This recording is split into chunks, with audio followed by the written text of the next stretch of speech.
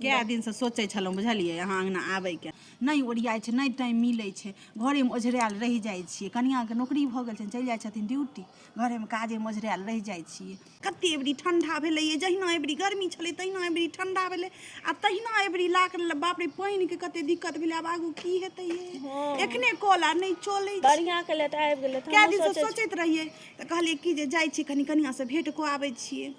तें एलहुँ हन और सब ठीक छी ना हाँ सब हमहूँ सोचे छलियै हिनका अंगना जैतियैन अहूँ तऽ नहिये निकलै छी कहाँ घर से ठंडा दुआरे नहि निकलै छलियै कहलियै कनि भेंट कऽ लै छी कनिया से ठीक छै ये कोबी कते महग भ गेलै हन हाँ ये महीना में ये कोबी के सुखड़ा बना के ढेर लगेने रहे छलियै अब हमर बेटी कहला कनि कोबी भेज दिए से कते महग भ गेलै ये अभी त तीमन तरकारी के कते महगी भ गेलै ये एगो बात पूछै के छलै ए मधुबनी वाली कनिया के बेटी के बियाह ठीक भेलै हन नहीं हमरा सबके नहीं पूछल ये घर रंगेलखिन हन से त घर सब रंगेलखिन हन चलू न कनि बतियाइ छी पूछै छी चलत न चल